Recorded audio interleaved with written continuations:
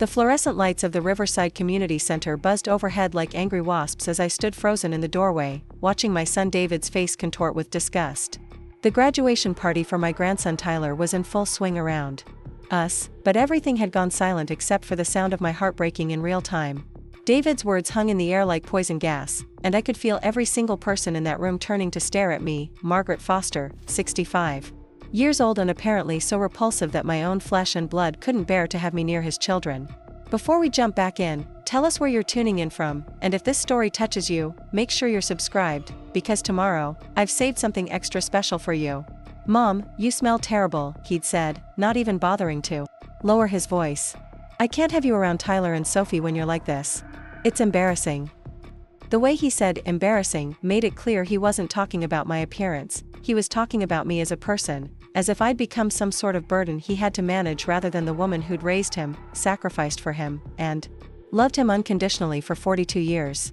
The truth was, David wasn't entirely wrong about my appearance that evening. Since losing my husband Robert 8 months earlier, I'd been struggling to maintain the standards I'd held myself to for decades. My hair, once perfectly styled every morning, had grown out past my shoulders and hung limp around my face. The black cardigan I wore had seen better days, and yes, I probably should have showered that morning instead of just running a brush through my hair and calling it good enough. Grief, I'd learned, had a way of making even the simplest tasks feel insurmountable. But standing there in front of what felt like half of Riverside, Ohio, watching my son's colleagues and neighbors witness my humiliation, I realized that my appearance wasn't really the issue. The issue was that David had become the kind of man who would publicly shame his grieving mother instead of quietly pulling her aside to express concern. The issue was that he cared more about what his precious social circle thought than he did about my dignity. My name is Margaret Foster, though most people in Riverside know me as Maggie. I've lived in this town for 43 years, ever since Robert and I moved here as newlyweds fresh out of college. I raised 2 children in our house on Elm Street, volunteered at the library for 2 decades, and organized more church potlucks than I care to count. I was the mother who drove every field trip, the wife who hosted every holiday dinner, the neighbor who brought casseroles when families faced difficult times. I was, by every measure that mattered in a town like Riverside, a pillar of the community. But grief has a way of stripping away everything you thought you knew about yourself. When Robert died of a sudden heart attack last December, I discovered that the woman I'd been for so many years, the perfectly put-together wife and mother, had been built entirely around caring for other people. Without Robert to care for, without my children needing me, I'd simply forgotten how to care for myself. The morning of Tyler's graduation party, I'd stood in front of my bedroom mirror for 20 minutes, trying to work up the energy to style my hair properly. The silver strands that Robert had always said made me look distinguished now just looked gray and lifeless. My clothes hung loose on a frame that had shrunk since I'd stopped cooking regular meals for myself. The woman staring back at me was a stranger, and not a particularly appealing one. But Tyler was graduating 8th grade, and I'd promised to be there. My grandson, with his serious dark eyes and gentle smile that reminded me so much of his grandfather, had specifically asked me to come. "Grandma Maggie," he'd said during one of our weekly phone calls, "you have to be there. You're the only one who really gets how important this is to me." He was right, I was the only one who understood that Tyler's graduation represented more than just moving on to high school. It represented his resilience after a difficult year of being bullied, his determination to excel despite his struggles with anxiety, his growth into the kind of young man his grandfather would have been proud of. So I'd forced myself into that cardigan, pulled my hair back into what I hoped was a presentable ponytail, and driven to the community center. I'd even stopped at the grocery store to pick up a card and a small gift, a leather-bound journal, where Tyler could write down his thoughts and dreams for high school. I'd spent 20 minutes in the card aisle reading through options, trying to find something that captured how proud I was of him. The community center was packed when I arrived.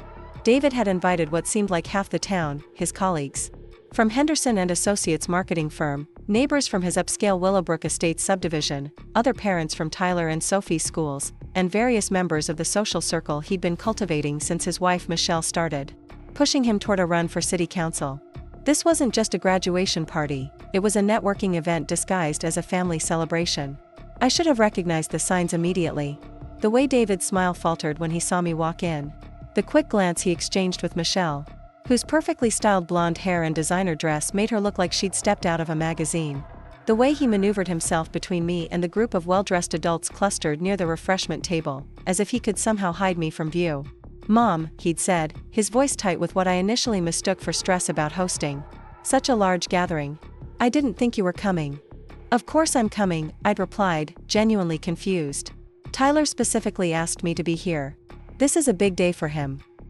That's when I noticed the way Michelle was looking at me, her perfectly manicured nose wrinkling slightly as if she'd encountered an unpleasant smell.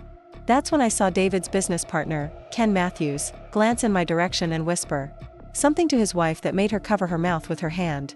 That's when I realized that I'd walked into what felt like an ambush. "Mom, we need to talk," David had said, taking my elbow and steering me toward the corner of the room where we'd have slightly more privacy. But not enough privacy, as it turned out, because what he said next was loud enough for every important person in his life to hear. "You can't be here looking like this," he'd continued, his voice carrying that patronizing tone I'd heard him use with difficult clients. "I mean, when's the last time you showered? Or washed your hair? You smell like you haven't left the house in weeks." The words hit me like physical blows. Not because they were entirely untrue, but because of the cruelty behind them. Because this was my son, the boy I'd nursed through pneumonia when he was 7.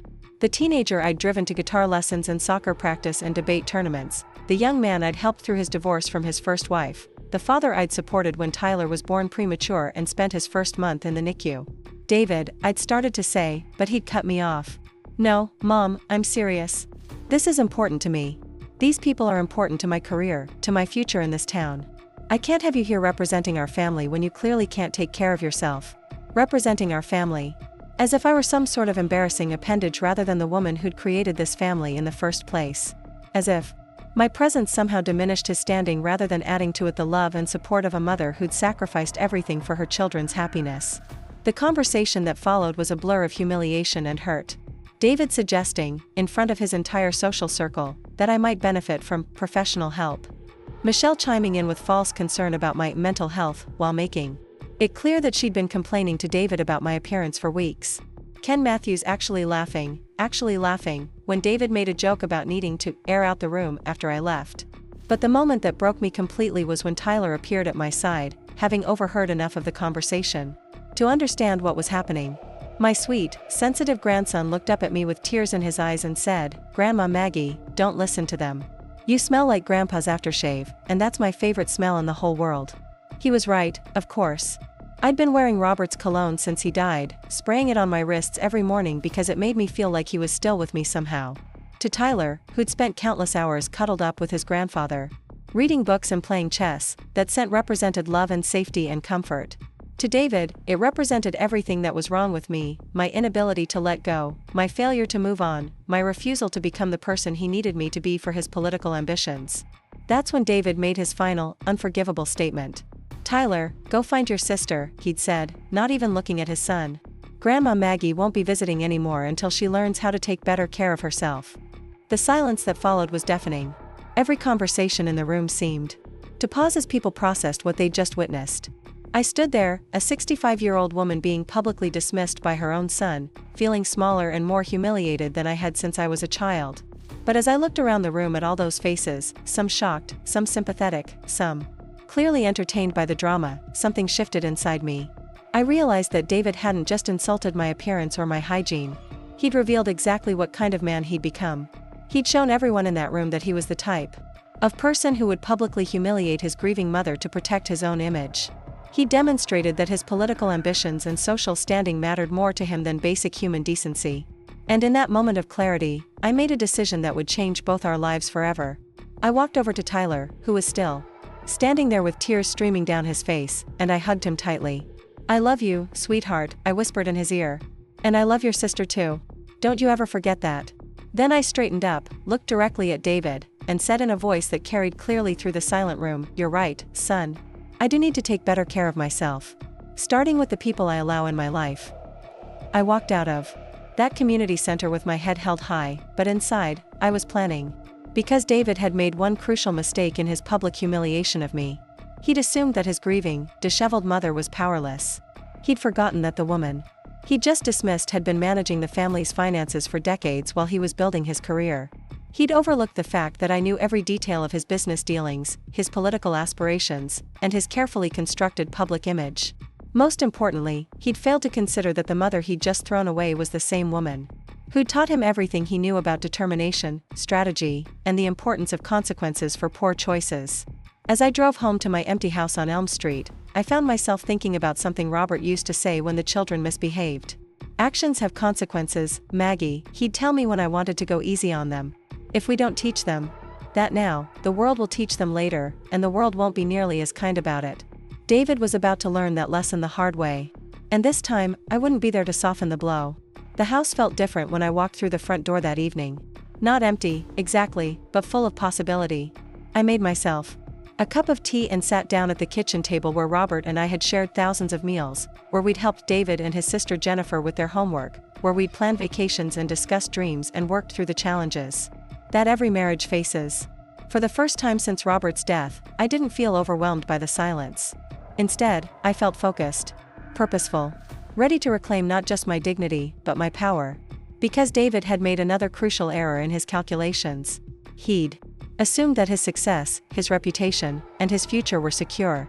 He'd forgotten that in a town like Riverside, reputation was everything, and that the woman he'd just publicly humiliated had spent 4 decades building relationships and earning respect in this community. He'd also forgotten that his mother had a very good memory, and that she remembered exactly where all the bodies were buried. The Monday morning after Tyler's graduation party dawned gray and drizzly, matching my mood perfectly as I sat at my kitchen table with a steaming cup of coffee and a yellow legal pad. I'd spent most of Sunday in what David would probably call one of my episodes, lying in bed, staring at the ceiling, replaying every moment of Saturday's humiliation. But somewhere around 3 in the morning, something had shifted. The hurt had crystallized into something sharper, more focused. Something that felt remarkably like determination. I picked up my pen and wrote David Williams at the top of the page, then drew a line underneath it. Below that, I began making a list of everything I knew about my son's carefully constructed life. His job at Henderson and Associates, where he managed marketing campaigns for some of Riverside's biggest businesses. His mortgage on that pretentious house in Willowbrook Estates, which I happened to know was stretching his finances thin despite his impressive salary. His ambitions for city council, which Michelle had been pushing for months as a stepping stone to bigger political opportunities. Most importantly, I wrote down something that had been nagging at me for weeks but that I'd pushed aside in my grief-induced fog. During one of my last conversations with Robert before he died, he'd mentioned something troubling about David's business practices. Maggie, he'd said, his voice weak but his mind still sharp, I think our son might be getting himself into some trouble with those client accounts. The numbers don't add up the way they should.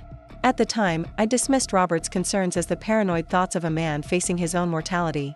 David was successful, respected, climbing the corporate ladder with the kind of confidence that came from years of achievement. But now, sitting in my quiet kitchen with nothing but time to think, I remembered other small details that hadn't seemed significant before.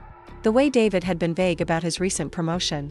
The expensive renovations to his house that seemed beyond what his salary should support. The nervous energy he displayed during family dinners in the months before Robert's death. I reached for the phone and dialed a number I hadn't called in months. Patricia Chen's office, this is Linda speaking. Hi Linda, this is Maggie Foster. I was wondering if I could schedule an appointment with Dr. Chen sometime this week. Patricia had been our family doctor for 15 years, a no-nonsense woman in her 50s who'd guided us through Robert's heart condition and my own struggles with depression after his death. More importantly, she was David's doctor too, and she'd been treating our family long enough to have opinions about our dynamics that went beyond the purely medical. Of course, Mrs. Foster. Is this for a regular checkup, or is there something specific you'd like to discuss? I paused, considering how much to reveal. Preparing and narrating this story took us a lot of time, so if you are enjoying it, subscribe to our channel, it means a lot to us. Now back to the story. I'd like to talk to her about my son's concerns about my mental health. He seems to think I need professional intervention, and I want to make sure I'm being realistic about my own condition. The appointment was scheduled for Wednesday morning. After I hung up, I made another call, this one to Maria Santos, the woman who'd been cleaning David's house twice a week for the past 3 years. Maria had also been my housekeeper before Robert died, and she'd become something of a friend over the years. More importantly, she was someone who paid attention to details and wasn't afraid to speak her mind when something seemed wrong. Mrs. Foster, Maria's voice brightened when she heard mine. How are you doing, honey? I've been worried about you since Mr. Robert passed. I'm managing, Maria. Actually, I was wondering if you might have time for coffee this week. I've been thinking about having you come back to help with my house, and I'd love to catch up. We arranged to meet Tuesday afternoon at the little cafe on Main Street, the one where half of Riverside conducted their business over coffee and pastries. I had a feeling that Maria might have some interesting observations about the dynamics in David's household, observations that could prove useful in understanding exactly what kind of man my son had become. The rest of Monday, I spent doing something I hadn't done in months, taking care of myself. I showered and washed my hair properly, using the expensive shampoo that had been sitting untouched in my bathroom since Robert's death. I drove to the salon where I'd been a regular customer for 20 years and made an appointment with my stylist, Karen, for the following day. "Maggie," Karen exclaimed when I called. "I was just thinking about you last week. How are you holding up, sweetheart?" "I'm ready for a change, Karen. Something dramatic. I want to look like the woman I used to be, before I forgot how to take care of myself." That evening, I did something else I hadn't done since becoming a widow. I called my daughter Jennifer. Jenny lived in Portland with her husband and twin daughters, and we'd maintained a close relationship despite the distance.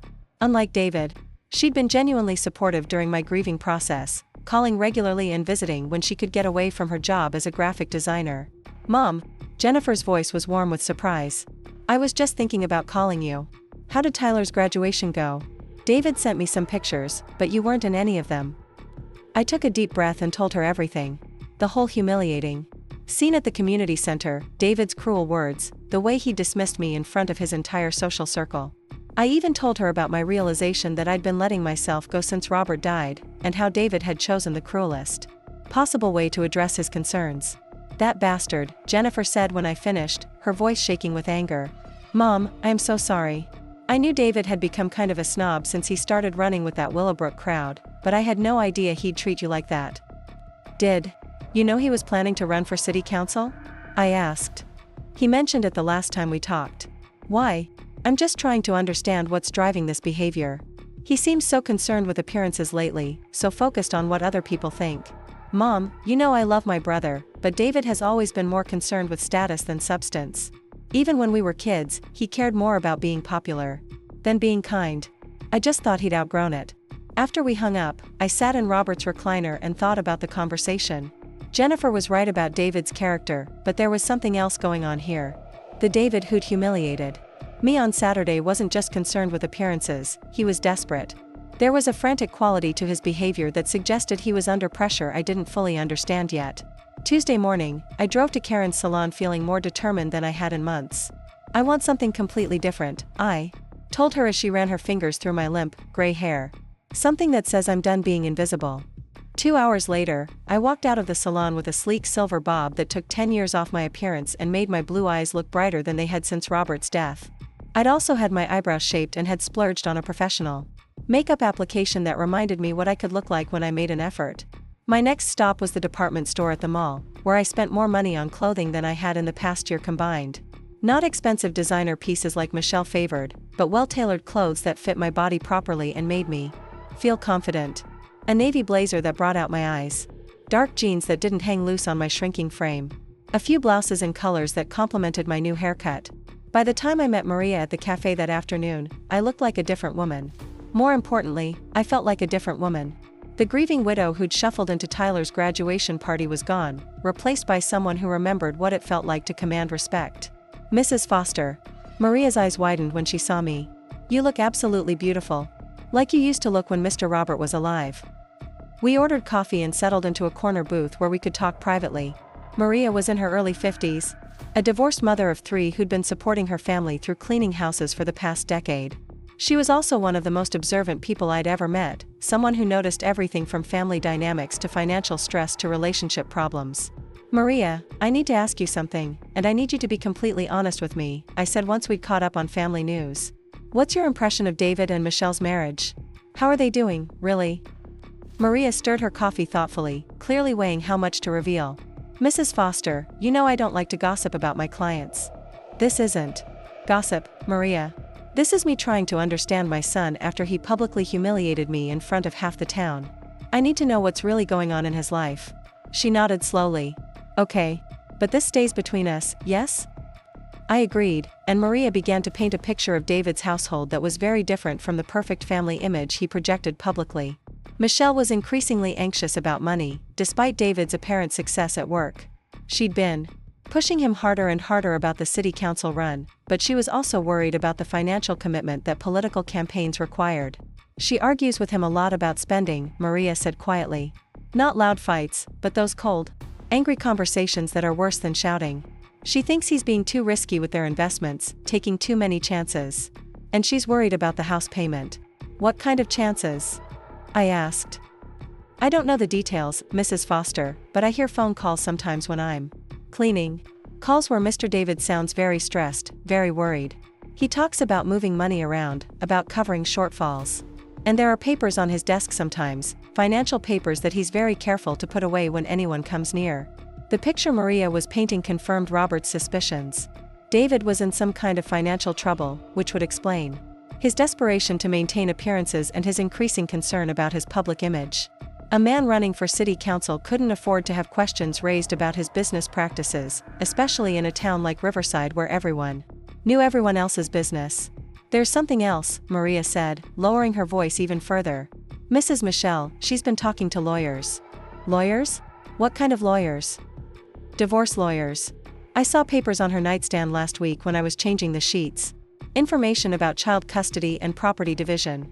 I don't think she's filed anything yet, but she's thinking about it. This was better than I'd hoped. If Michelle was considering divorce, that meant David's personal life was as unstable as his professional life. A man in his position couldn't afford to have his marriage fall apart publicly, especially not if he was planning to run for office on a family values platform. Wednesday morning, I walked into Dr. Chen's office looking like the successful, well-put-together woman I'd been before grief stripped away my confidence. The difference in how her staff treated me was immediately apparent. Instead of the pitying looks I'd grown accustomed to, I saw recognition and respect. Maggie, Dr. Chen said when she saw me in the waiting room. You look wonderful. How are you feeling? Much better, actually. I wanted to talk to you about something David said to me this weekend. He suggested that I might need professional help for my mental health, and I wanted your professional opinion about whether his concerns are valid. Dr. Chen's expression grew serious as I described Saturday's events, though I was careful to present them as David's genuine worry about my well-being rather than the cruel humiliation they'd actually been. When I finished, she was quiet for a long moment. Maggie, I've been treating your family for 15 years, she said finally. I've seen you through some of the most difficult periods of your life, including Robert's illness and death. While it's true that you've been struggling with grief and depression, I've never seen any indication that you're incapable of caring for yourself or making sound decisions. She paused, choosing her words carefully. In fact, I have to say that David's approach to expressing his concerns seems unnecessarily cruel. Public humiliation is never an appropriate way to address mental health issues, even if those concerns were valid. Which, in your case, I don't believe they are. So you don't think I need to be in some kind of assisted living situation? Absolutely not. You're a healthy, intelligent woman who's been dealing with a major life transition. The fact that you're here today, having taken steps to care for yourself and seeking professional guidance, actually demonstrates exactly the kind of sound judgment David claims you're lacking. Dr. Chen's validation was exactly what I needed to hear, but it also gave me something even more valuable, professional documentation that David's claims about my mental state were unfounded. If he tried to use my supposed incompetence to justify his behavior, I now had expert testimony to contradict him. There is one more thing I'd like to discuss with you, Dr. Chen continued. David has been my patient for several years, and I have to say I've been concerned about his stress levels lately. He's been exhibiting signs of significant anxiety and what I would characterize as paranoid thinking.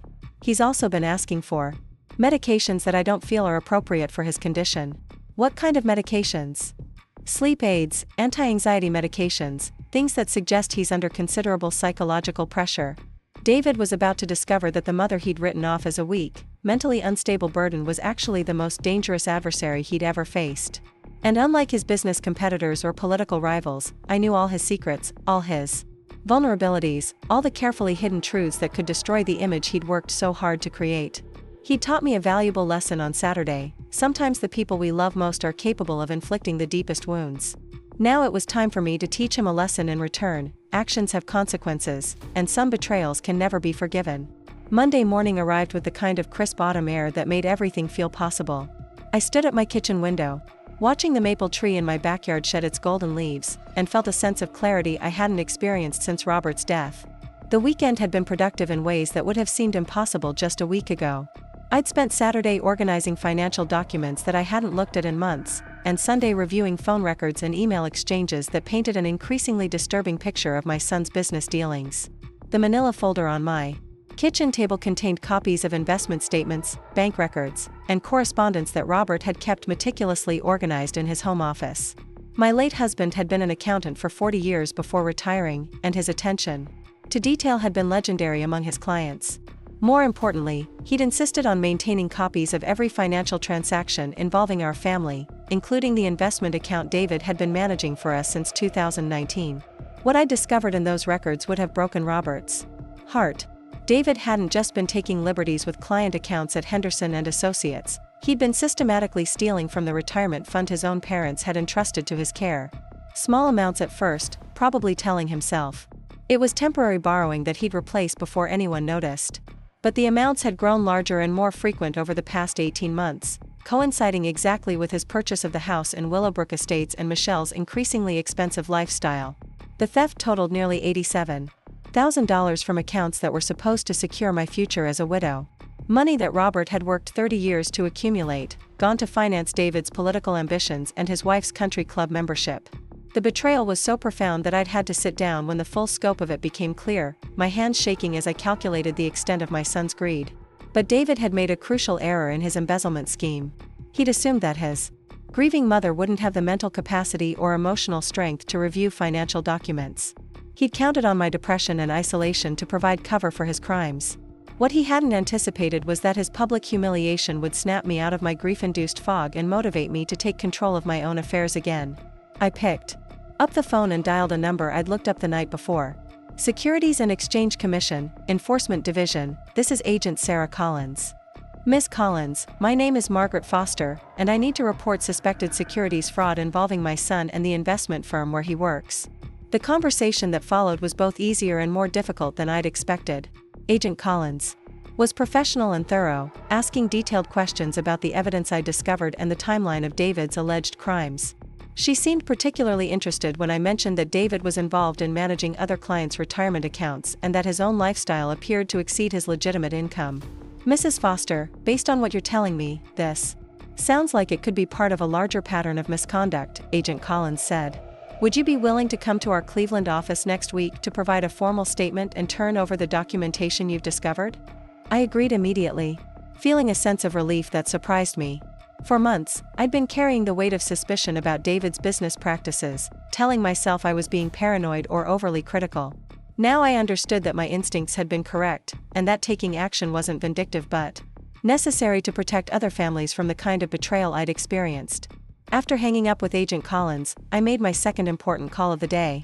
Henderson and Associates, this is Rebecca speaking. Good morning, Rebecca. This is Margaret Foster, David Williams' mother. I was wondering if I could schedule a meeting with Mr. Henderson sometime this week to discuss my investment accounts.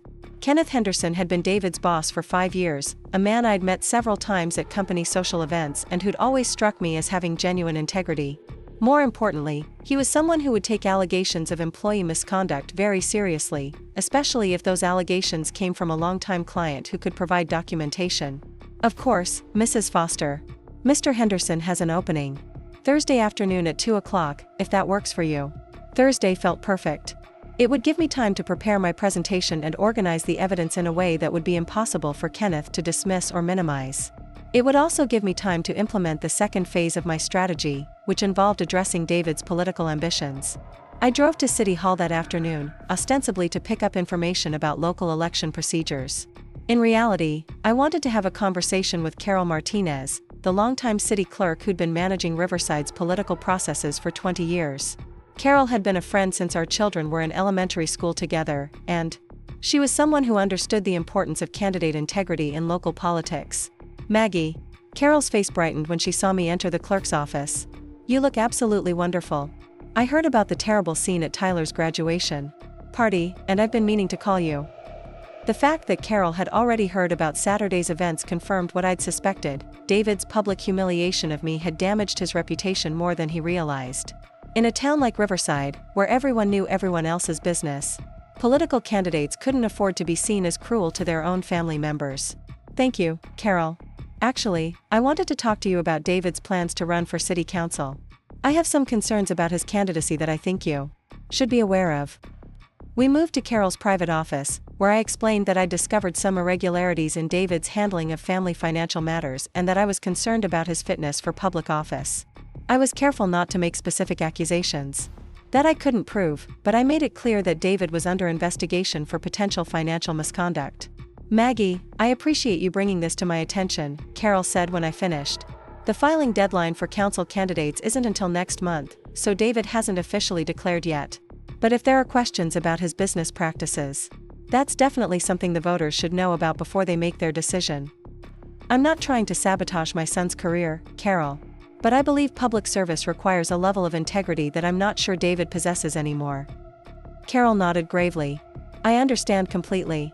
And I want you to know that if any formal charges are filed against David, or if there's any evidence of financial misconduct, I'll make sure that information is made available to the public before the election." That evening, I called Jennifer in Portland to update her on the situation. My daughter listened without interruption as I explained what I discovered about David's theft and the steps I was taking to address it. "Mom, I can't believe he stole from you and Dad," Jennifer said, her voice shaking with anger. "That money was supposed to take care of you for the rest of your life. I've recommended that he see a mental health professional, but he's been resistant to that suggestion." This was fascinating. While David was publicly questioning my mental health, his own doctor was concerned about his psychological state. The irony was almost poetic. Thursday morning, I made one more important phone call. This one was to James Morrison, a lawyer who'd been practicing in Riverside for 30 years and who'd handled Robert's will and our estate planning. More importantly, he was someone who understood the intricacies of local business relationships and political networks. "Maggie, how good to hear from you," James said when his secretary put me through. "I've been meaning to call and check on how you're doing. How can I help you today?" "James, I need some advice about a delicate family situation. David has been expressing concerns about my ability to manage my own affairs, and I want to make sure I'm protected legally." I explained the situation carefully, focusing on David's suggestions that I might need guardianship or assisted living rather than on the emotional cruelty of his behavior. James listened without interruption, asking only a few clarifying questions. "Maggie, based on what you're telling me, and based on my knowledge of your capabilities, I don't see any grounds for David to pursue legal intervention in your affairs," he said when I finished. "However, I think it would be wise for us to take some preventive measures to ensure that your autonomy is protected." We scheduled an appointment for the following week to review and update my legal documents, including a comprehensive power of attorney that would make it impossible for David to question my competency or attempt to take control of my finances. "There's one more thing," James said before we hung up. "I don't know if this is relevant to your situation, but I've been hearing some concerning rumors about Henderson and Associates lately. Nothing specific, but there's talk in the legal community about potential irregularities in their client account management." My heart rate quickened. "What kind of irregularities?" "The kind that attract attention from regulatory agencies." "Maggie, if David is involved in anything questionable at work, now would be a good time for you to distance yourself from any business relationships you might have with him." After I hung up, I sat back in my chair and smiled. The pieces were falling into place even faster than I'd hoped.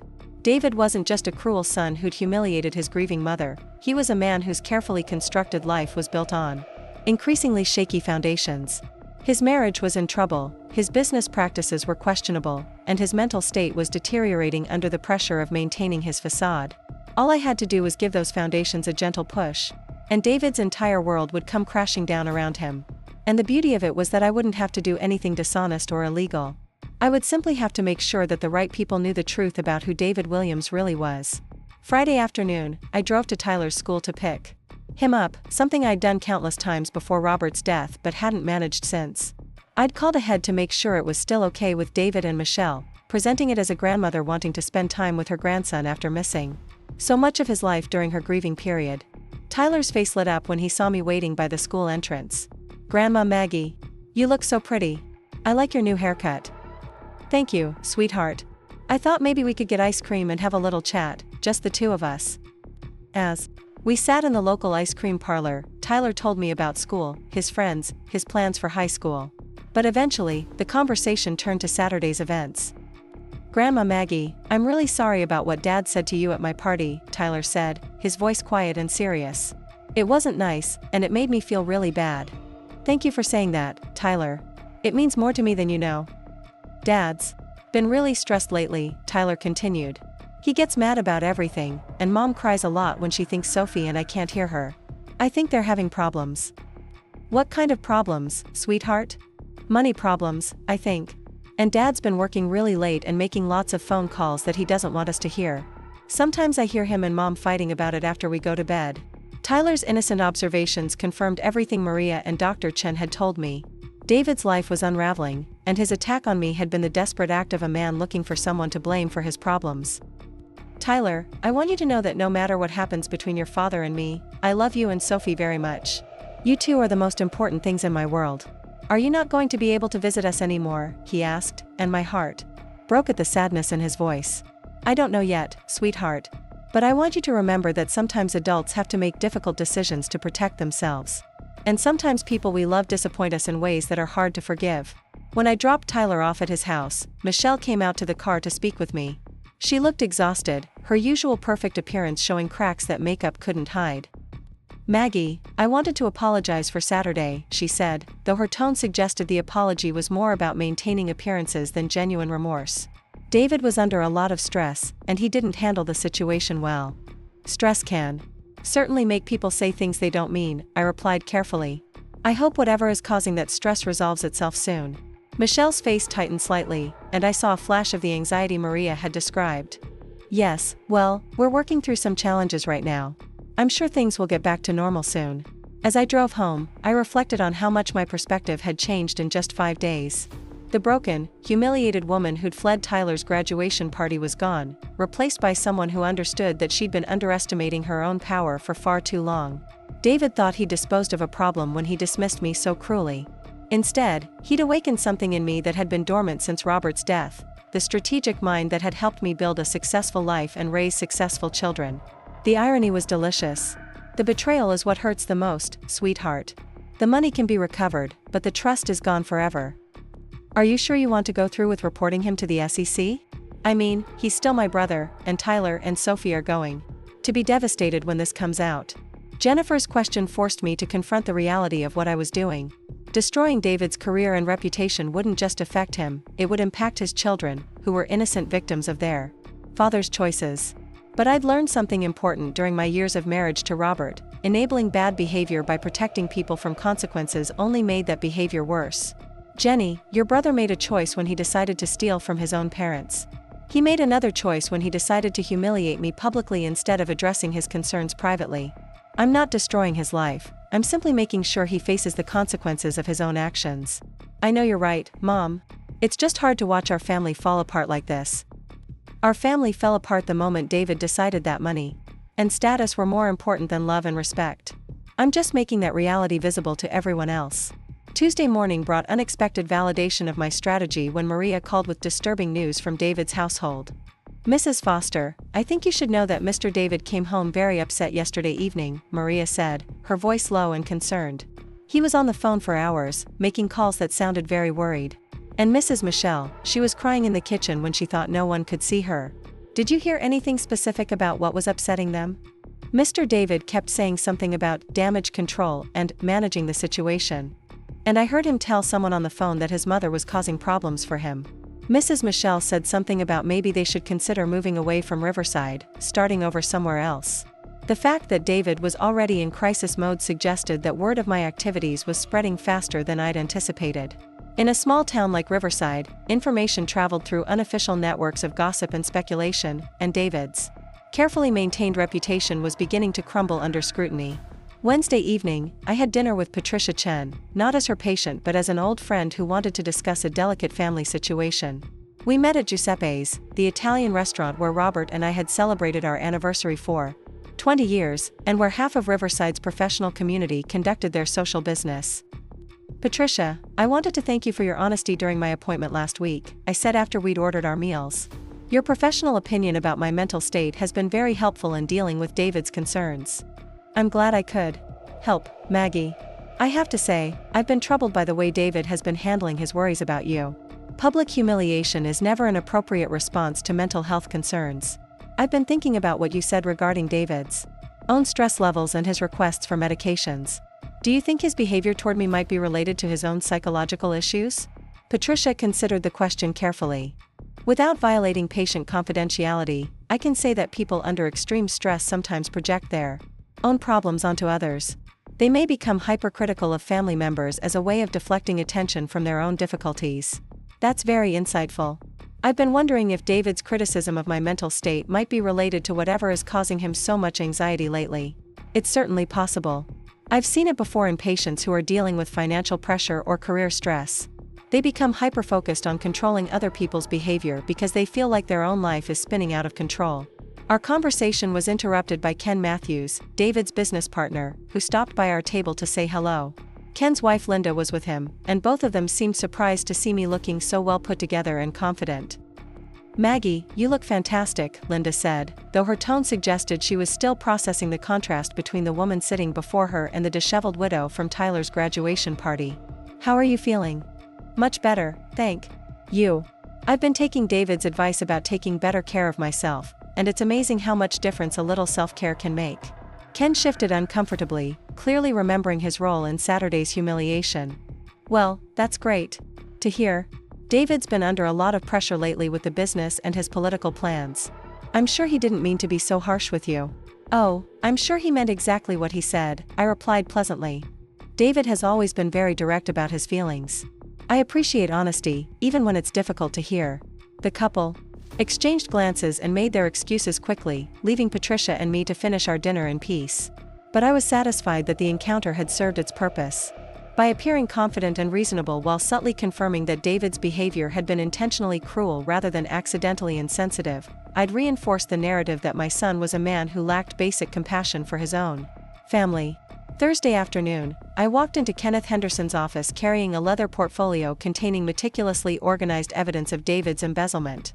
Kenneth was a distinguished man in his 60s, someone who'd built Henderson and Associates from a small family firm into one of Riverside's most respected investment companies. His reputation for ethical business practices was legendary in the local financial community. "Mrs. Foster, thank you for coming in," Kenneth said, gesturing to the chair across from his desk. "David mentioned that you had some questions about your investment accounts." "Actually, Mr. Henderson, I'm here because I've discovered some serious irregularities in how David has been managing my late husband's retirement funds," I said, opening the portfolio and removing the financial statements I'd organized. "I believe my son has been stealing from accounts that my husband entrusted to his care." Kenneth's expression grew increasingly grave as I walked him through the evidence. The unauthorized transfers, the falsified statements, the pattern of escalating theft that had accelerated over the past 18 months. When I finished my presentation, he sat back in his chair and stared at the documents spread across his desk. "Mrs. Foster, if these allegations are accurate, we're looking at a serious violation of fiduciary duty and quite possibly criminal fraud," he said finally. "This is exactly the kind of misconduct that could destroy our firm's reputation and result in regulatory sanctions." "I understand the implications, Mr. Henderson. That's why I felt I had to bring this to your attention before the situation gets any worse. I want you to know that we take these accusations very seriously. I'll be launching an immediate internal investigation, and if we find evidence of wrongdoing, David will be terminated immediately and will cooperate fully with any criminal investigation." "I appreciate your integrity, Mr. Henderson. I know this must be difficult for you, given David's position in the company." "Mrs. Foster, there's no position important enough to justify stealing from clients, especially elderly clients who are depending on those funds for their retirement security. If David has done what you're alleging, he's betrayed not just your trust but the trust of every client who's ever worked with our firm." As I drove home from Kenneth's office, I reflected on how dramatically the balance of power between David and me had shifted in just 1 week. 7 days ago, I'd been a broken, humiliated woman fleeing my grandson's graduation party in shame. Now I was a strategic force methodically dismantling the life of the man who tried to destroy my dignity. The beauty of my approach was that I wasn't doing anything vindictive or dishonest. I was simply ensuring that the truth about David's character and behavior became known to the people who needed to know it. His theft from my accounts was a matter of public record. His cruel treatment of his grieving mother had been witnessed by dozens of people. His questionable business practices were already raising red flags among his colleagues and superiors. All I was doing was accelerating the natural consequences of choices David had made himself. That evening, Tyler called me, something that had never happened before without his parents' explicit permission. "Grandma Maggie, I'm scared," he said, his voice small and worried. "Dad's been really angry all week, and Mom keeps crying." They had a big fight last night about money and about you, and Dad said some really mean things. What kind of mean things, sweetheart? He said you were trying to ruin our family and that you were crazy and vindictive. But Grandma Maggie, you're not crazy.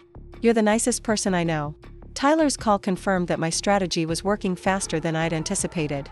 David was already feeling the pressure of scrutiny, already recognizing that his carefully constructed world was beginning to collapse. But instead of accepting responsibility for his actions, he was lashing out at me, proving once again that his concerns about my mental health had been projection all along. Tyler, I want you to know that no matter what happens between your father and me, it's not your fault or Sophie's fault. Sometimes adults make bad choices, and those choices have consequences that affect whole families. Are Dad's choices going to send him to jail? Tyler asked, and the question broke my heart because it showed how much this 14-year-old had already figured out about his father's situation. I don't know yet, sweetheart. But I want you to remember that if something bad happens to your father, it's because of choices he made, not because of anything you or I did. After Tyler hung up, I sat in Robert's chair and thought about the conversation. In less than 2 weeks, David's son would understand that his father was a thief and a bully who'd brought destruction on his own family. That knowledge would shape Tyler's entire understanding of right and wrong, trust and betrayal, consequences and accountability. It wasn't the legacy I'd wanted to leave my grandson, but it was the legacy David had chosen for himself the moment he decided that greed was more important than integrity and cruelty was an acceptable way to treat the people who loved him most. Friday morning brought news that exceeded even my most optimistic expectations. Agent Collins called to inform me that the SEC's preliminary investigation had uncovered evidence of systematic fraud at Henderson and Associates, and that David was being arrested that afternoon on charges of securities fraud, embezzlement, and wire fraud. Mrs. Foster, I want you to know that your willingness to come forward likely prevented other families from being victimized by your son's crimes, Agent Collins said. Our investigation suggests that he was escalating his fraudulent activities and would have caused significantly more damage if you hadn't reported him when you did. The irony was overwhelming. David had humiliated me publicly, claiming I was too mentally unstable to manage my own affairs. Now he was facing federal criminal charges that would likely result in decades in prison, while I was being praised by law enforcement for my clear thinking and civic responsibility. By 5 o'clock that evening, news of David's arrest was spreading through Riverside like wildfire. My phone rang constantly with calls from neighbors, friends, and acquaintances who'd heard the news and wanted to express their shock and sympathy. Most of them also wanted to revisit Saturday's events at Tyler's graduation party, suddenly understanding that David's cruel behavior toward me had been the actions of a desperate man whose life was already spiraling out of control. Michelle called around 7 o'clock, her voice barely controlled hysteria. Maggie, you have to help us, she sobbed into the phone. David's been arrested. They came to his office with handcuffs and everything. The neighbors saw them bring him home to search the house. This is going to destroy us. I'm very sorry to hear about David's troubles, Michelle, I replied calmly. I'm sure this must be very difficult for you and the children. You have to know something about this. David said you've been asking questions about his business, talking to people about our family. Did you report him to the government? Her accusation hung in the air between us, and I realized this was the moment when I could either maintain the pretense that I was an innocent bystander or acknowledge my role in David's downfall. Michelle, I discovered that David had been stealing money from the retirement accounts my late husband entrusted to his care. When I realized that my son was a thief who was probably victimizing other families the same way he'd victimized me, I felt morally obligated to report his crimes to the appropriate authorities. The silence that followed was deafening. When Michelle finally spoke again, her voice was barely a whisper. You destroyed your own son. No, Michelle. David destroyed himself when he chose to be a criminal. I simply made sure he faced the consequences of that choice. What about Tyler and Sophie? What about your grandchildren? They're going to lose everything because of what you did. The question I'd been dreading had finally been asked directly, and I knew my answer would define not just my relationship with my grandchildren but my own understanding of justice and family loyalty. My grandchildren will learn that actions have consequences, even when those actions are committed by people we love. They'll learn that sometimes doing the right thing requires courage, even when that courage comes at a personal cost. And they'll learn that their grandmother loved them enough to protect other families from the man their father had become, even though it meant sacrificing her relationship with them. I hung up the phone and sat in the growing darkness of my living room, surrounded by the silence of a house that had once been filled with the laughter and love of family gatherings. Tomorrow, the newspapers would carry the story of David's arrest. Next week, the trial would begin that would likely send him to prison for the rest of his productive adult life. And sometime soon, Tyler and Sophie would have to confront the reality that their father was not the successful, respected man they'd believed him to be, but a criminal who'd betrayed everyone who'd ever trusted him. The cost of justice had been higher than I'd anticipated, but I felt no regret about the choice I'd made. David had taught me an important lesson about the difference between love and enablement, between family loyalty and moral compromise. Now I'd taught him an equally important lesson about accountability, consequences, and the price of treating the people who love you as disposable obstacles to your ambition. The woman who'd fled Tyler's graduation party in shame and humiliation was gone forever, replaced by someone who understood that respect wasn't freely given but earned through actions, and that some betrayals were too profound to forgive or forget. I'd chosen justice over family harmony, truth over comfortable lies, and my own dignity over the false peace of enabling David's continued destruction of innocent people. It had been the right choice, and I would live with the consequences of that rightness for the rest of my life. The Riverside Gazette's front page headline read, "Local Investment Advisor Charged in Federal Fraud Case," in bold letters that seemed to take up half the page. I sat at my kitchen table with my morning coffee, reading the article that detailed David's crimes with the kind of thoroughness that only small-town journalism could provide. Every detail was there: the amount stolen, the number of victims, the potential prison sentence, and most damaging of all, quotes from several elderly clients who trusted their retirement savings to a man they'd thought was honorable. Mrs. Dorothy Patterson, 83 years old, had lost her husband's entire pension fund. "I trusted David Williams because his mother Margaret was such a respected member of our community," she told the reporter. "I never imagined that a man raised by such good people could steal from seniors who were depending on that money to survive. The irony wasn't lost on me. Dorothy Patterson was invoking my reputation to explain why she'd trusted my son, not knowing that I was the one who'd provided the evidence that sent him to jail. In a strange way, my good name in the community was being used to highlight the magnitude of David's betrayal, making his crimes seem even more shocking because they'd been committed by someone who should have known better. My phone had been ringing since 6 in the morning. Reporters wanting statements about my son's arrest, neighbors offering sympathy and support, and former clients of David's who'd just discovered their investments had been compromised. I'd let them all go to voicemail, not ready to face the questions about how much I'd known and when I'd known it. But there was one call I couldn't avoid. Jennifer had left 3 increasingly frantic messages since the news broke, and I knew I owed my daughter an explanation of how quickly events had unfolded. "Mom, I've been trying to reach you all morning," Jennifer said when I finally called her back. "The news about David is all over the internet. They're saying he could get 30 years in prison. That seems to be the consensus among the legal experts they've been quoting," I replied, surprised by how calm my own voice sounded. "Mom, you did this, didn't you? You're the one who turned him in." There was no accusation in Jennifer's voice, just a kind of odd recognition that her mother had been capable of something she'd never imagined. I'd always been the peacemaker in our family, the one who smoothed over conflicts and encouraged forgiveness. The idea that I could systematically destroy my own son's life was so far outside Jennifer's understanding of who I was that she was still processing the reality of it. "I reported crimes that I discovered, Jennifer. David chose to commit those crimes.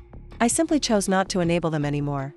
But Tyler and Sophie, Mom, they're going to lose their father, probably their house, definitely their entire way of life. How do you feel about that?" The question Jennifer was really asking was whether I felt guilty about the collateral damage my actions had caused. And the truth was complicated in ways that surprised even me. I felt terrible for Tyler and Sophie, who were innocent victims of their father's choices. But I also felt relieved that other families wouldn't have to experience what Dorothy Patterson and dozens of other seniors were going through because of David's greed. "I feel sad for the children, but I don't feel guilty," I said finally. "Their father stole nearly $90,000 from the retirement fund that was supposed to support me for the rest of my life. He humiliated me publicly when I was still grieving your stepfather's death. And he was continuing to steal from other people's families while building a political career based on family values and community trust. So this was revenge? This was justice, Jennifer. There's a difference." After hanging up with my daughter, I realized that I needed to leave the house for a while.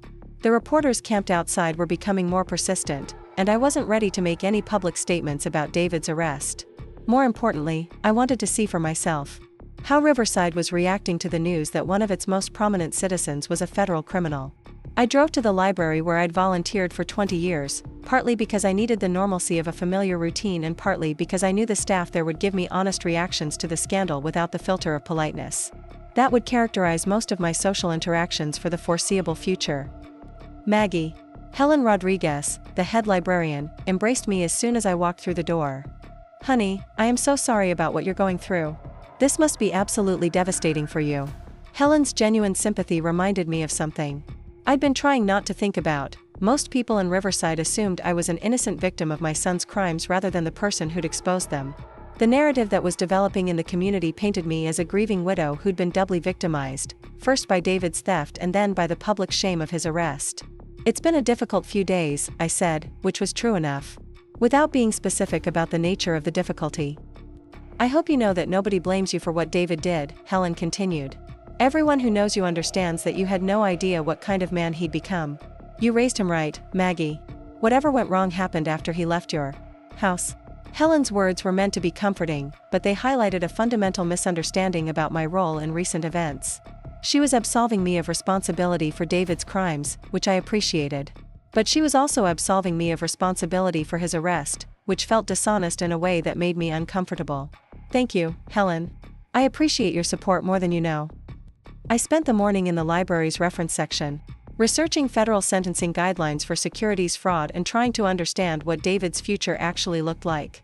The firm itself had been forced into bankruptcy, its reputation destroyed by the revelation that nearly half of its senior staff had been involved in various forms of fraud. Kenneth Henderson, the company's founder, had suffered a heart attack 3 months ago that his family blamed directly on the stress of watching his life's work crumble under federal investigation. But David's willingness to betray his colleagues in exchange for a reduced sentence had come at a personal cost that went beyond the years he'd spent in prison. Word of his cooperation had spread through Riverside's tight-knit professional community, marking him as someone who would sacrifice anyone to save himself. Even if he served only 7 years instead of 20, he'd emerge from prison as a convicted felon with a reputation for disloyalty that would make rebuilding his career nearly impossible. The prosecution has recommended a sentence of 8 years in federal prison, Judge Morrison said, followed by 3 years of supervised release and full restitution to the victims of your crimes. However, this court must also consider the impact of your actions on the community you claim to serve. I thought about that community impact as I listened to the judge's words. Riverside had been forced to confront the reality that some of its most respected citizens were capable of profound dishonesty. The scandal had shaken the foundation of trust that small communities depend on, creating a climate of suspicion and doubt that would take years to overcome. But the community had also rallied around the victims of David's crimes in ways that had surprised and moved me. Church groups had organized fundraising drives for elderly clients who'd lost their retirement savings.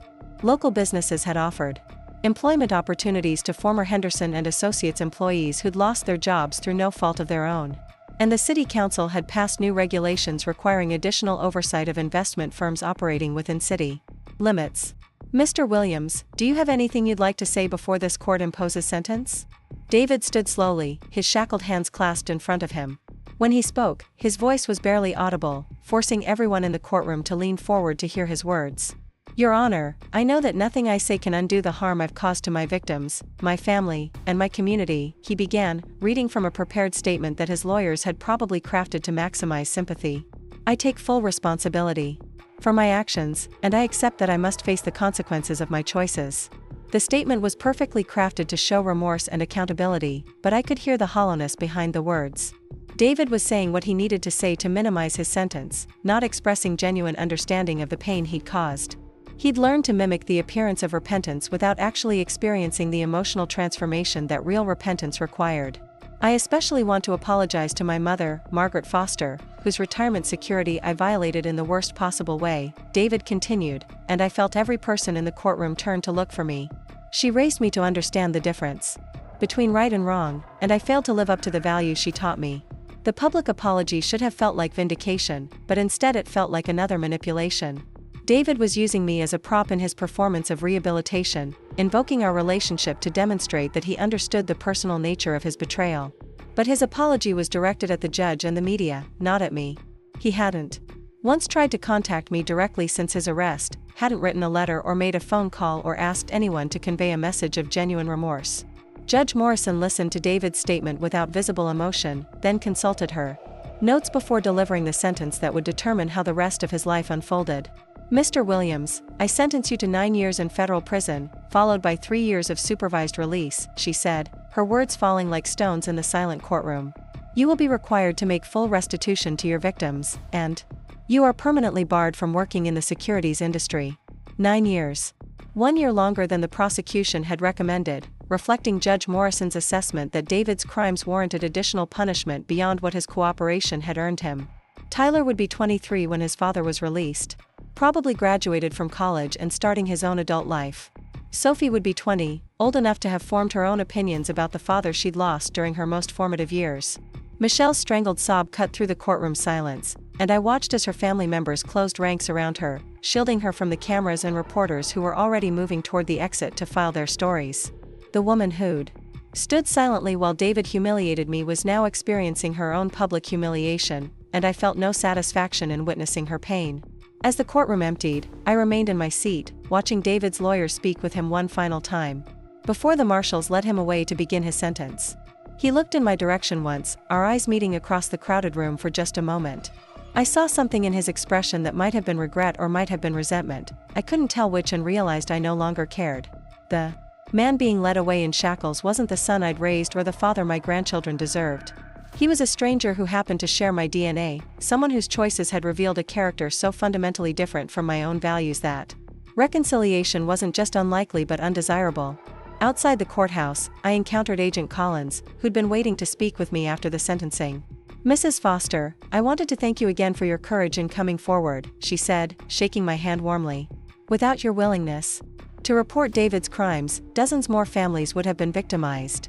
Have all the stolen funds been recovered?" "About 70% so far.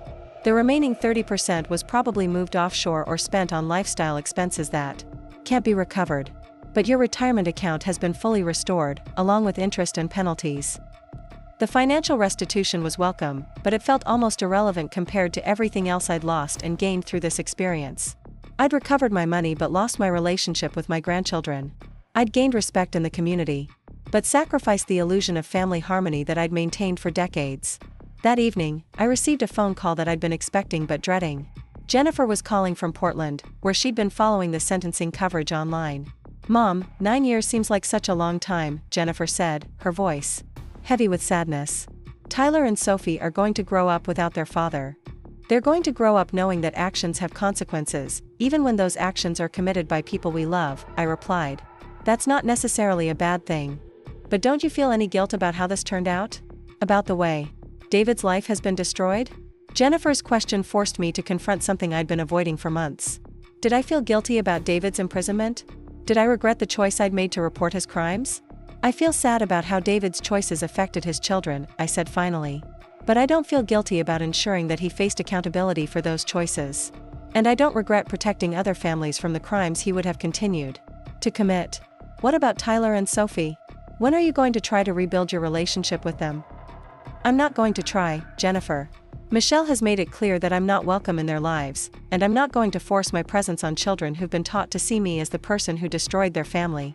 The decision to accept permanent estrangement from my grandchildren was perhaps the most difficult consequence of my choice to seek justice.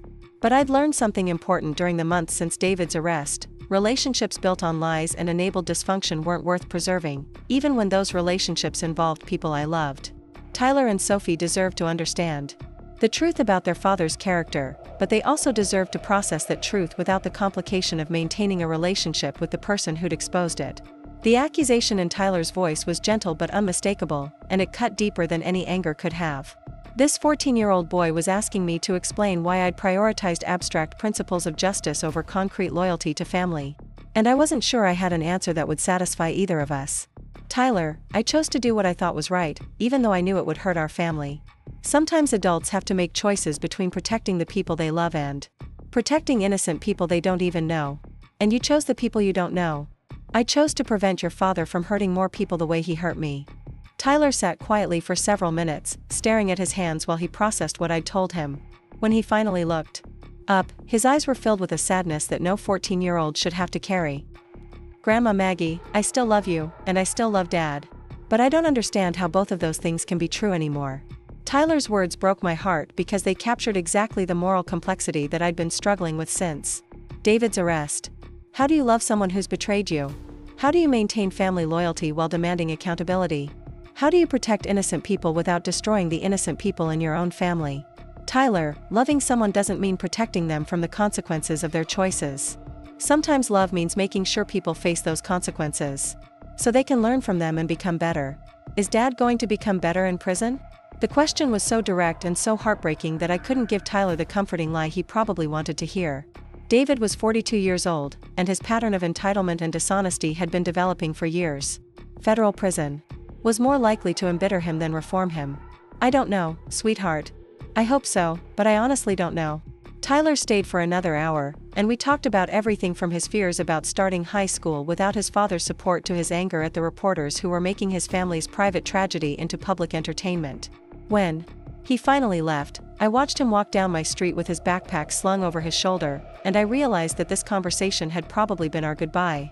Michelle wouldn't allow Tyler to visit me again, not after learning that I was responsible for David's arrest. My relationship with my grandchildren was another casualty of my decision to prioritize justice over family harmony, and the loss felt more profound than I'd expected. That night, I sat in Robert's chair and thought about the conversation with Tyler. He'd asked me to explain choices that I wasn't sure I fully understood myself. I'd acted on instinct and principle, following a moral compass that had been shaped by decades of marriage to a man who believed in accountability and consequences. But now, faced with the human cost of those principles, I was struggling to maintain my certainty about the rightness of my actions. David was going to prison, Michelle was probably going to lose everything, and Tyler and Sophie were going to grow up with the stigma of having a father who was a convicted felon. The next morning brought news that complicated my feelings even further. Agent Collins called to inform me that David's cooperation with federal investigators had led to the discovery of a much larger fraud scheme involving several other employees at Henderson and Associates. Mrs. Foster, your son's willingness to provide information about his colleagues' activities has been very helpful to our investigation, Agent Collins said. In exchange for his cooperation, prosecutors are considering a plea deal that would reduce his sentence significantly. What does significantly mean in terms of actual years? Instead of the 20 to 30 years he was originally facing, David could be looking at 7 to 10 years with good behavior. The reduction in David's potential sentence should have been good news, but instead it left me feeling strangely empty. 7 to 10 years was still long enough to destroy his career and reputation, still long enough to ensure that Tyler and Sophie grew up without their father's presence. But it was also short enough that David might emerge from prison while he was still young enough to rebuild his life. More disturbing was the implication that David was willing to betray his colleagues to save himself. The man who'd stolen from his own mother and publicly humiliated her was now proving that his lack of loyalty extended to everyone in his life. After hanging up with Agent Collins, I realized that David's cooperation with investigators probably meant that more arrests were coming, more families would be destroyed, more innocent people would discover that they'd been betrayed by people they trusted. The ripple effects of my decision to report David's crimes were spreading far beyond anything I'd anticipated, touching lives I'd never know about in ways I couldn't control. But as I sat in my quiet house, surrounded by the life Robert and I had built together over 4 decades, I realized that my uncertainty about the broader consequences didn't change my certainty about the fundamental choice I'd made. David had stolen from me, lied to me, and humiliated me when I was at my most vulnerable. More importantly, he'd been stealing from other families who trusted him with their financial security. My decision to report his crimes had prevented him from victimizing even more people, and that remained true regardless of how many years he spent in prison or how successfully he eventually rebuilt his life. The woman who'd fled Tyler's graduation party in shame had been concerned primarily with avoiding conflict and maintaining family harmony. The woman sitting in Robert's chair had learned that some conflicts couldn't be avoided and some harmony wasn't worth maintaining. I'd chosen justice over family loyalty, truth over comfortable lies, and my own dignity over the false peace of enabling destructive behavior. Those choices had come at a cost that was higher than I'd anticipated, but they remained the right choices. David was about to learn that actions have consequences, and I was about to learn that doing the right thing doesn't always feel good. But feeling good had never been the point. The point had been reclaiming my power, demanding respect, and ensuring that the people who'd betrayed me faced accountability for their choices. On that measure, my strategy had been an unqualified success. 6 months later, I stood in the same courtroom where David would receive his final sentence, watching my son shuffle to the defendant's table in an orange jumpsuit that hung loose on his diminished frame. The confident, arrogant man who'd humiliated me at Tyler's graduation party was gone, replaced by someone who looked decades older than his 42 years. Prison had stripped away more than just his expensive suits and perfect hair. It had revealed the hollow core of a person who'd built his entire identity around external validation and material success. Judge Catherine Morrison, no relation despite the shared surname, had a reputation for being fair but unforgiving when it came to white-collar crime. She'd presided over several high-profile fraud cases in the past decade, and her sentencing patterns suggested she understood that financial crimes destroyed lives just as surely as violent ones, even if the damage was less visible.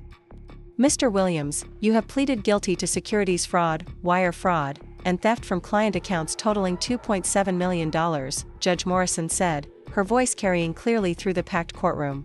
Your crimes have devastated the retirement security of 43 families, many of them elderly clients who trusted you with their life savings. I sat in the back row, far enough from the front to avoid being easily noticed but close enough to hear every word. Michelle sat 3 rows ahead of me, flanked by her expensive legal team and what appeared to be family members I didn't recognize. She'd lost at least 20 pounds since David's arrest, and her once perfect blonde hair hung limp and unstyled around her gaunt face.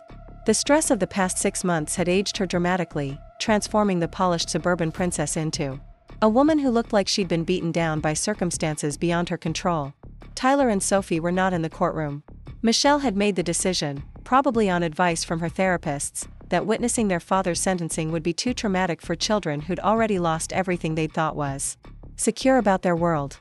I agreed with that choice, even though it meant I hadn't seen my grandchildren in person since Tyler's visit to my house 6 months ago. Your cooperation with federal investigators has led to the arrest and conviction of 3 additional defendants, Judge Morrison continued, and the recovery of approximately 60% of the stolen funds. However, cooperation cannot erase the magnitude of your betrayal of trust, nor can it restore the sense of security you stole from your victims. David's cooperation had indeed been extensive. Over the past 6 months, his testimony had implicated Ken Matthews, his former business partner, along with 2 other employees at Henderson and Associates. Maybe someday, when they were adults capable of understanding moral complexity, they'd reach out to me on their own terms. Or maybe they wouldn't, and I'd live with the knowledge that justice had come at the cost of the relationships that had once meant everything to me. 3 months after David's sentencing, I made a decision that would have seemed impossible a year earlier. I put my house on Elm Street up for sale and began planning a move to a retirement community in Asheville, North Carolina, where Jennifer lived with her family. The house that had been my sanctuary during the darkest period of my life no longer felt like home. Every room contained memories of the family gatherings that would never happen again, the grandchildren's visits that had ended permanently, the illusion of closeness that had been shattered by David's betrayal and my response to it. More importantly, staying in Riverside meant living with the constant reminder of the choices I'd made and their consequences. I'd become something of a local legend, the grandmother who'd sent her own son to prison for stealing from senior citizens. Some people viewed me as a hero who'd prioritized community welfare over family loyalty. Others saw me as a cold, vengeful woman who destroyed her own family for money. Both narratives were oversimplifications of a decision that had been far more complex than either heroes or villains typically experienced. I'd acted on principle and instinct, following a moral compass that had been shaped by decades of marriage to a man who believed in accountability and consequences. The fact that those principles had required me to sacrifice my relationship with my son and grandchildren didn't make them wrong, it just made them costly. The realtor I hired to sell the house was Patricia Summers, a woman who'd known our family for 15 years and who understood the complicated history behind my decision to move. Maggie, are you sure about this? Patricia asked as we walked through the rooms that Robert and I had filled with 40 years of memories. This house has been your whole life. You raised your children here, took care of Robert here during his final illness. That's exactly why I need to leave, I replied. This house represents a version of my life that doesn't exist anymore. The woman who lived here believed in the importance of family harmony above all else. I'm not that woman anymore. The house sold within 2 weeks to a young family with children who reminded me of David and Jennifer at that age. I watched from my kitchen window as they toured the backyard where my children had played, the garage where Robert had taught David to change a tire, the front porch where we'd taken countless family photos. Those memories belonged to a different life, one where I believed that love and sacrifice were enough to guarantee family loyalty. I'd learned that love without respect was meaningless, that sacrifice without appreciation was enabling, and that family loyalty that required overlooking criminal behavior wasn't loyalty at all but complicity. On my last night in the house on Elm Street, I sat in Robert's chair and wrote a letter that I would never send but needed to write for my own peace of mind. Dear David, I began, by the time you read this, if you ever do, you'll have served most of your sentence and begun the process of rebuilding your life. I'm writing to explain something that I hope you'll understand someday, even though I don't expect you to forgive me for it. I wrote about the morning I discovered his theft from my retirement account, the moment I'd realized that the son I'd loved and sacrificed for was capable of stealing from his own mother. I wrote about the humiliation I'd felt at Tyler's graduation party, not just from his cruel words but from the recognition that he saw me as an obstacle to his success rather than a person deserving of basic respect. Most importantly, I wrote about the choice I'd faced between protecting him from the consequences of his actions or protecting the innocent people who would become his future victims. I explained that I'd chosen justice over family loyalty not because I didn't love him, but because I loved him enough to want him to become a better person than the man he'd allowed himself to become. You taught me something important, David, I concluded. You taught me that enabling destructive behavior isn't love but cruelty, because it prevents people from learning the lessons they need to learn to grow and change. I hope prison teaches you those lessons in ways that my love and sacrifice never could. I sealed the letter in an envelope and placed it in the box of family documents that would accompany me to North Carolina. Someday, maybe years from now, I might decide to send it. Or maybe I'd simply keep it as a reminder of the woman I'd become and the choices that had shaped that transformation. The moving truck arrived early the next morning, and I watched as 40 years of accumulated life was loaded into a vehicle that would carry it 400 miles south to a place where no one knew my story or judged my choices. In Asheville, I would be Margaret Foster, retired librarian and widow, not Margaret Foster, the grandmother who'd sent her own son to prison. But I wouldn't be running away from my choices or trying to escape their consequences. I would be starting a new chapter of a life that had been fundamentally changed by my decision to demand justice rather than accept betrayal. The woman who'd built her identity around caring for other people had discovered that sometimes the most important person to care for was herself.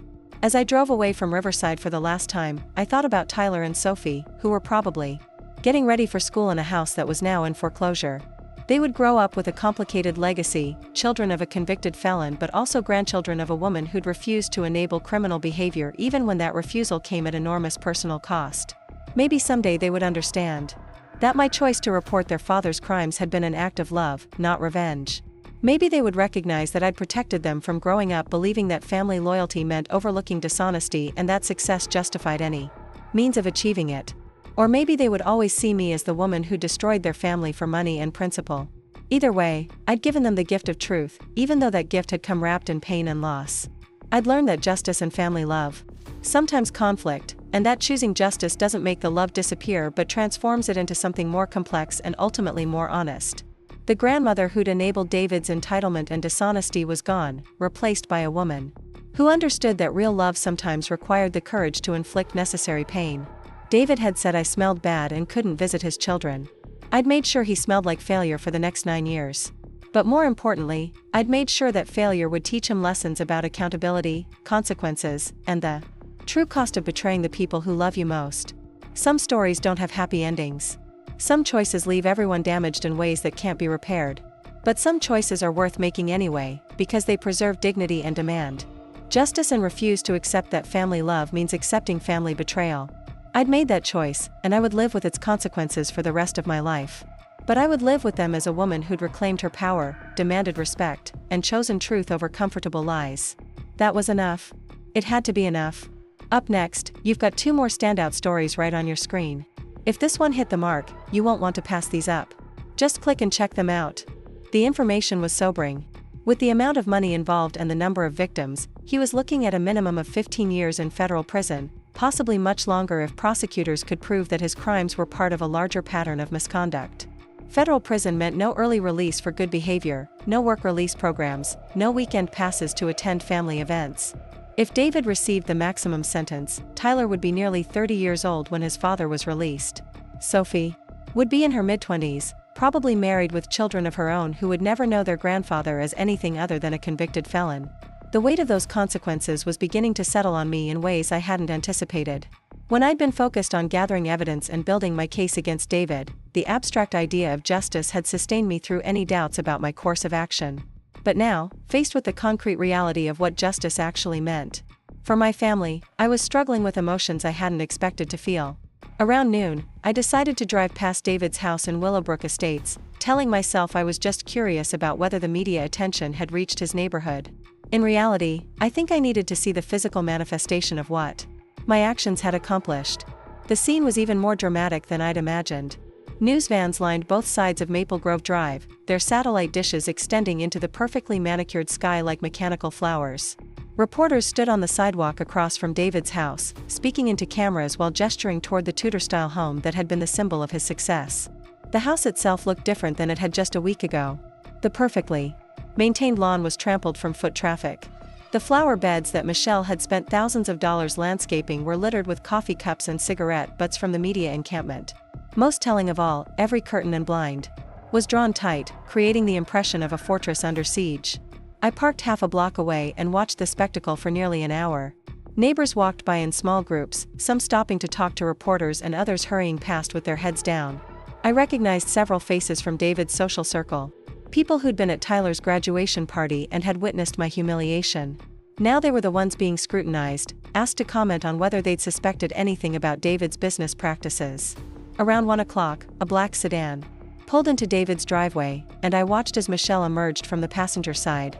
She was wearing sunglasses and a baseball cap, clearly trying to avoid being photographed, but the reporters surged toward her anyway. Even from a distance, I could see how much the stress of the past few days had aged her.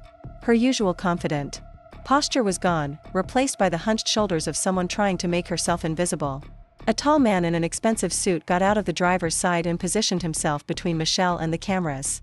I recognized him as Thomas Bradford, one of Riverside's most prominent criminal defense attorneys. The fact that Michelle had hired someone of Bradford's caliber suggested that she understood the seriousness of David's situation and was prepared to spend whatever it took to minimize the damage to her family. But hiring an expensive lawyer also suggested something else. Michelle had access to money that should have been frozen if David's assets were truly tied up in the federal investigation. That meant either David had hidden assets that prosecutors hadn't discovered yet, or Michelle's family had resources that I hadn't known about. The implications were disturbing. If David had been sophisticated enough to hide assets offshore or in shell companies, then the theft from my retirement account might be just the tip of the iceberg. And if Michelle's family was wealthy enough to afford Thomas Bradford's services, then her previous concerns about money might have been more about maintaining their extravagant lifestyle than about actual financial hardship. That afternoon, I received a call that I'd been both expecting and dreading. Carol Martinez from the city clerk's office was calling to inform me that David had officially withdrawn his candidacy for city council. "I thought you should know," Carol said, her voice careful and professional. "Given our conversation last week about your concerns regarding David's fitness for office, I wanted to update you on his decision." "I appreciate you keeping me informed, Carol." "Maggie, I also wanted to thank you for coming to me when you did. If David had managed to file his candidacy papers before his arrest, it would have created a significant scandal for the city. Your willingness to express your concerns probably saved Riverside from a lot of negative publicity." Carol's thanks were gratifying, but they also reminded me of something troubling about the timeline of recent events. David's withdrawal from the city council race had been announced that morning, which meant he'd made the decision before his arrest became public knowledge. That suggested he'd known his legal troubles were imminent, which raised questions about whether he'd been trying to cover up his crimes or destroy evidence. The thought that David might have been one step ahead of the investigation was deeply unsettling. If he'd had advance warning about the federal charges, then he'd also had time to prepare for the consequences in ways that might minimize the impact on his family while maximizing the damage to mine. That evening, I had an unexpected visitor. Tyler appeared at my front door around 7 o'clock, looking older than his 14 years and carrying a backpack that suggested he'd walked from his house to mine. "Grandma Maggie, can I come in? I need to talk to you about something important." I led him into the living room, the same room where Robert had taught him to play chess and where we'd spent countless hours reading together. Tyler sat on the edge of the couch, his hands clasped tightly in his lap, and I could see that he'd been crying. "Tyler, sweetheart, how did you get here? Do your parents know where you are?" "I told Mom I was going to the library to work on a history project. She's too upset to pay attention to where I'm going anyway." "What did you want to talk to me about?" Tyler looked directly at me with an intensity that reminded me painfully of his grandfather. "Grandma Maggie, did you tell the police about Dad?" The question I'd been dreading had finally been asked by the person whose opinion mattered most to me. Tyler was old enough to understand the implications of my answer, and I knew that whatever I said would shape his understanding of justice, family loyalty, and moral responsibility for the rest of his life. "Yes, Tyler. I discovered that your Father had been stealing money from the retirement account that Grandpa Robert left to take care of me. When I realized he was probably stealing from other people too, I reported his crimes to the authorities. Tyler nodded slowly, processing this confirmation of what he'd probably already figured out. So Dad's going to prison because of you. Your father is going to prison because he chose to commit crimes, Tyler. I just made sure he got caught. But if you hadn't said anything, maybe he would have stopped stealing and everything would have gone back to normal. Tyler's question revealed the child's logic that still existed alongside his mature understanding of adult complexities. He was looking for a way to believe that the disaster destroying his family could have been avoided if only I'd made a different choice. Tyler, your father stole almost $90,000 from me. But more importantly, he stole money from other families too. Elderly people who trusted him with their retirement savings. If I hadn't reported him, he would have kept stealing until he destroyed even more lives. So you chose those other people over our family?